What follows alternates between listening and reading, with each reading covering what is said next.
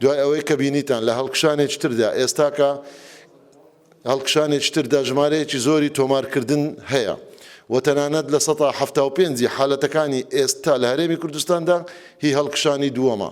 ئەمەش پێمان دەڵێ کە ڕێژەی گواستنەوە زۆر بە خێرایە و تەنانەت ڕێژەی توشبوونیش بە ڤایرۆسەکە لە نێو ئەوانەدا زۆرە کە هەڵگری نیشانەکانی نەخۆشیەکەن و زۆر لەو نەخۆشانەش نیشانەکانی نەخۆشیەکەیان هەیە و تەنانەت خۆیان دێنە نەخۆشخانەکان. بەداخەوەش ڕێژەی مردن ئێستا لە هەرێمی کوردستان لە 102 کە ئەم ڕێژەیە زۆر کەمتر بوو لە 101 و ئێستا کە ئەم ڕێژەیە زیاد بووە. بۆیە ڕۆژ بە ڕۆژ دەبینن کە دۆزینەوەی حالەتەکان زیاتر دەبێت ژمارەکان و ڕێژەی داخلبوون زۆر زیاترە لە ڕێژەی چاکبوونەوە.